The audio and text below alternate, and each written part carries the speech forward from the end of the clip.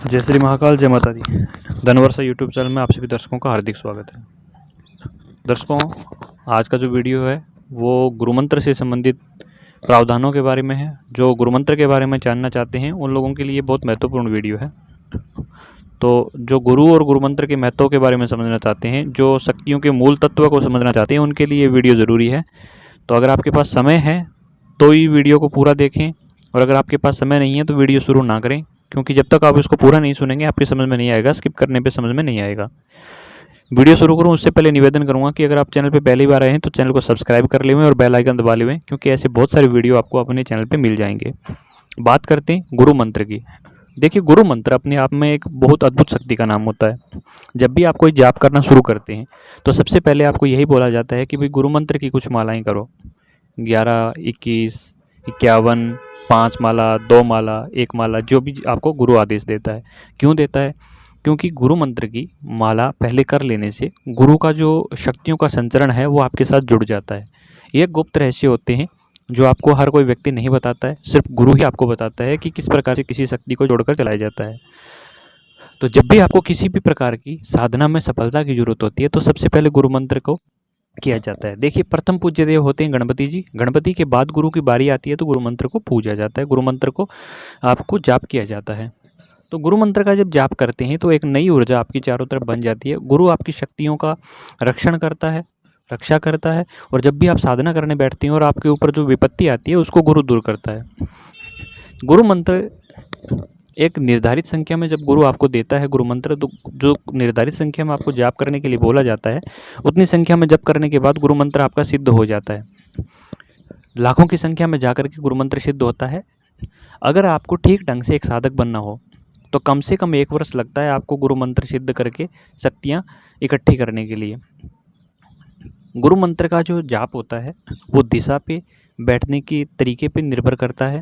और गुरु मंत्र का जो जाप है वो ऐसी चीज़ है, बाकी मंत्र अगर आपके लिए तोप हैं, बंदूक हैं, पिस्टल हैं, तो गुरु मंत्र यूँ समझ लीजिए कि एक मिसाइल है। सभी मंत्रों में सर्वश्रेष्ठ मंत्र इसीलिए गुरु मंत्र को बोला जाता है, क्योंकि गुरु मंत्र के जरिए आप कोई भी कार्य कर सकते हैं। अगर किसी व्यक्ति को आप गुरु मंत्र बता देते हो, जैसे कुछ लोगों में आदत होती है इधर उधर हम ये कर रहे हैं, हम वो कर रहे हैं, बड़बड़ा के बोलने की, ऐसे साधक जिंदगी में कामयाब नहीं होते, जो बाहर ढिंडोरा पीटते घूमते हैं। साधनाएं होती हैं गुप्त। इस हाथ से कर रहे हो तो इस हाथ को पता नहीं चलना चाहिए। और जो ढिंडोरा पीटना शुरू कर देते हैं, जी हम ये कर रहे हैं, हमने गुरु मंत्र शुरू कर दिया, गुरु ने हमें ये गुरु मंत्र दिया, हम वो मंत्र कर रहे हैं, हम ये मंत्र कर रहे हैं, वो कामयाब होता ही नहीं है बंदा, क्योंकि पहले दिवस से ही उसने अपना सत्यानाश कर लिया होता है। तो फिर उसको फ़ायदा नहीं है उसको मेहनत करने का। तो जब भी आप गुरु मंत्र करने बैठो तो किसी को बताओ मत। गुरु मंत्र अगर सामने वाले को पता चल गया तो आपकी सारी सिद्धियाँ, सारी शक्तियाँ बांध सकता है व्यक्ति। गुरु मंत्र सिद्ध करने के लिए आपको कम से कम उनका लाखों की संख्या में जितने गुरु बताता है उतनी संख्या में आपको जाप करना होता है। उसके बाद आप बाकी की शक्तियों की साधना करने के लिए योग्य बन जाते हो। और जब भी आपको गुरु मंत्र करना हो, गुरु मंत्र के लिए ऐसा भेद नहीं होता है कि मानसिक जाप करो, माला इत्यादि की जरूरत नहीं होती गुरु मंत्र में। और गुरु मंत्र आप कहीं पे भी बैठ के कर सकते हो, खाना खाते हुए भी मानसिक जाप कर सकते हो गुरु मंत्र का, चलते फिरते कर सकते हो। और गुरु मंत्र का जो मानसिक जाप होता है वो आपको सीधा भगवान के साथ जोड़ता है, गुरु के साथ भी जोड़ता है, इष्ट देवता के साथ भी जोड़ता है, और ये चीज़ आपके लिए बहुत बढ़िया काम करती है। और एक बात बता देता हूँ, गुरु मंत्र ऐसी चीज़ है, उससे अगर आप कोई भी साधना में बहुत ज़बरदस्त साधना है, अनुभूतियाँ हो रही हैं, डर लग रहा है, घेरा लगाना है, रक्षा करनी है खुद की, तो गुरु मंत्र का घेरा मार के बैठ जाओ, गुरु आपकी रक्षा करता है। आप जो गुरु को देते हो ना, ये 500, 1100, 2100, 5100, 31,000, 51,000 या 1 लाख, इससे गुरु की मतलब आप वैल्यू नहीं निकाल सकते, उससे गुरु का ऋण नहीं उतार सकते। माँ बाप के बाद सबसे ज़्यादा ऋण गुरु का ही होता है। गुरु गोविंद दो खड़े काके लागू पाओ, बलिहारी गुरु आपने गोविंद दियो बताए। क्यों कहा जाता है? क्योंकि गुरु आपको सही रास्ता बताता है। गुरु मंत्र में वो पावर होती है कि आप कोई भी षटकर्म कर सकते हो, आप किसी का सम्मोहन कर सकते हो, उच्चाटन कर सकते हो, विद्वेषण कर सकते हो, मारण कर सकते हो, वो गुरु मंत्र पे है। आपने कितनी संख्या में गुरु मंत्र जप किया है, और ये त्रियोनियों के पीछे आप भागते हो। जितने टाइम आप इनकी साधना करोगे उतने टाइम के बाद फिर उनके लोक में जाकर आपको सेवा करनी होती है। तो ये इतनी योनियों के पीछे भागते हुए इससे बढ़िया गुरु मंत्र को जम करके गुरु मंत्र का जप करो। आपके पास में वैसे ही ऊर्जाएं इतनी आ जाएंगी कि गुरु मंत्र के बाद ये चीज़ें आपके पीछे घूमती फिरेंगी। तो गुरु मंत्र का तरीका होता है, आपको मंत्र तो हर जगह मिल जाएंगे लेकिन उनके विधान नहीं मिलेंगे, उनका तरीका कोई नहीं बताएगा, वो आपको एक सक्षम गुरु ही बताता है। और वो कौन कहता है कि गुरु मंत्र ठीक ढंग से सिद्ध किया जाए तो इंसान कामयाब नहीं होता? मैं स्टाम्प पेपर पे लिख के देता हूँ आपको, लेकिन अभी मैंने दीक्षा देना बंद कर दिया। मैंने कुछ शिष्यों को दीक्षाएं दी थी, उसके बाद में उनका रवैया देखा मैंने। गुरु मंत्र ले लेंगे, उसके बाद कोई सूचना नहीं, कोई उनका अता पता नहीं। उसके बाद ऐसे लोगों को देख करके ना बुरा लगता है, हर्ट होता है, फील आती है मन के अंदर कि यार मैंने किन के पीछे अपनी ऊर्जाएं खराब की हैं। ये जो तुम लाख लाख रुपए दे करके ये ट्रांसफ़र खरीदते हो ना, उतनी ऊर्जाएं मैं गुरु मंत्र के माध्यम से ऊर्जाएं देता रहा हूँ। मेरे गुरु मंत्र के अंदर 7 से 8वें दिन मेरे विधान, जो मेरा तरीका है जो गुरु मंत्र कराने का, उसमें 7 से 8 दिन के बाद अनुभव शुरू हो जाते हैं। जिनने किया है उनको प्रत्यक्ष ला के खड़ा कर दूंगा, आप उनसे पूछ लीजिएगा। लेकिन अभी करवाना ही बंद कर दिया मैंने, और हो सकता है मैं आने वाले दिनों के अंदर इस प्रकार की भावनाएं लोगों की रही तो मैं चैनल भी बंद कर दूं। विचार यही है, क्योंकि बिना वजह की मत्थापच्ची है और कुछ नहीं है। मेरे को इससे कोई अर्निंग नहीं करनी और ना ही मेरे पास इसकी अर्निंग आ रही है।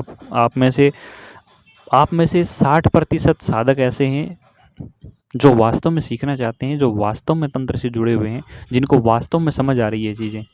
कुछ अच्छे लोग हैं, ये नहीं कहता कि सब एक बराबर है, लेकिन 40% ऐसे लोग भी हैं जो किए कराए पे पानी फेर देते हैं, मन खिन्न कर देते हैं, उदास कर देते हैं ऐसे लोग।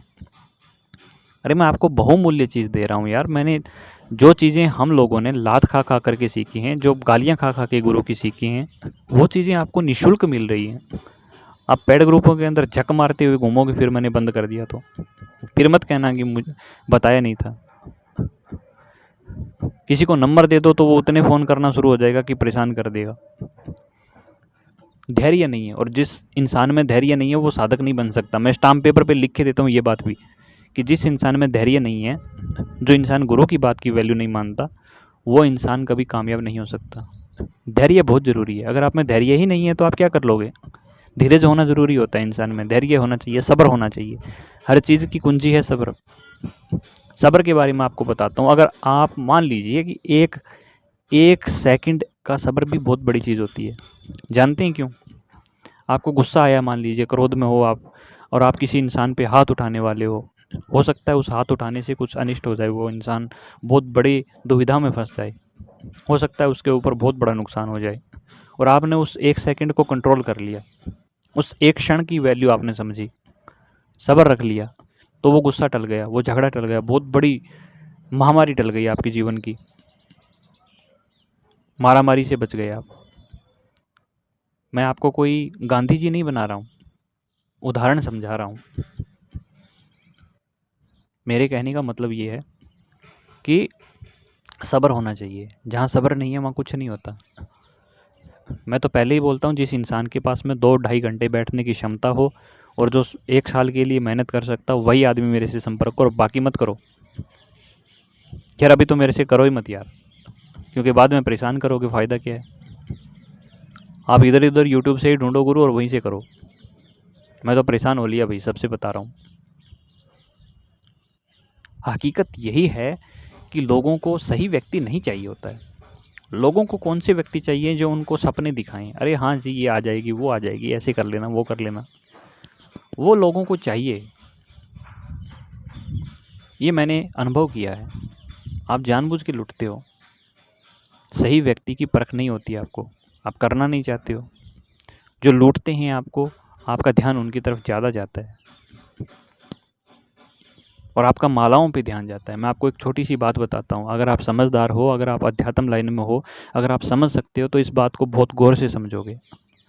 एक स्त्री थी जो जो ग्वाले होते हैं ना, दूध देने का काम करते हैं, एक ग्वालन थी, और वो किसी पुरुष से, किसी मतलब युवक से प्रेम करती थी। वो उसको दूध देने के लिए, बाल्टी लेकर के दूध देने के लिए आई थी। दूर एक साधु बैठा था, वो देख रहा था। उस स्त्री ने बाकी सब घरों में दूध बाल्टी से निकाल निकाल करके दिया, तो पूरा एक बूंद भी आगे पीछे ना जाए इतना नापा।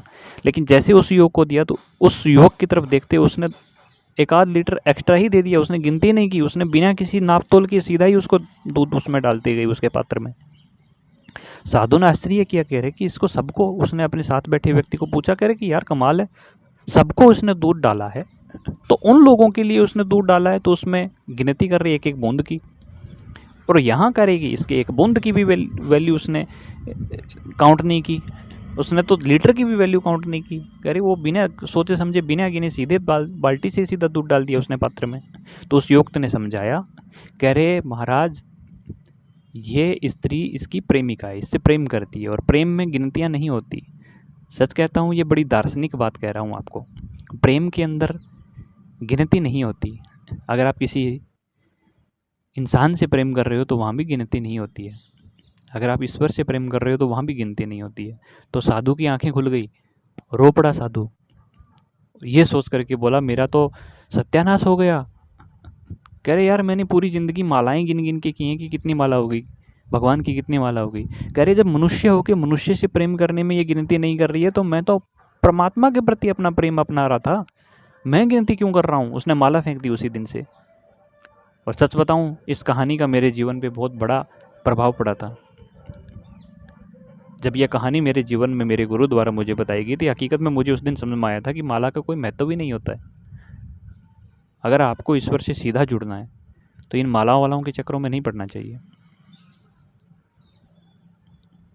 बहुत महत्वपूर्ण बात थी, मैंने उसे ग्रहण किया। उम्मीद करता हूँ आप इस बात को ग्रहण करें। मैं जो बताता हूँ कुछ लोगों के ऊपर से जाती है, क्योंकि उन्हें वही सुनना है जो वो सुनना चाहते हैं। उन्हें वो बात नहीं सुननी जो उनके लिए अच्छी है।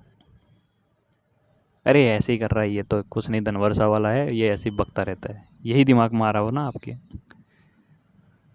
जो बता रहा हूँ अभी ले नहीं रहे हो, लेकिन जब वक्त निकल जाएगा फिर इन्हीं बातों पे गौर करने के लिए आप आओगे, फिर सोचोगे। और वक्त की जो चोटी होती है ना, वो आगे की तरफ होती है। आगे से पकड़ सकते हो समय रहते, लेकिन निकल गया तो फिर उसको नहीं पकड़ सकते। पछताने के अलावा कुछ नहीं होगा, याद रख लेना।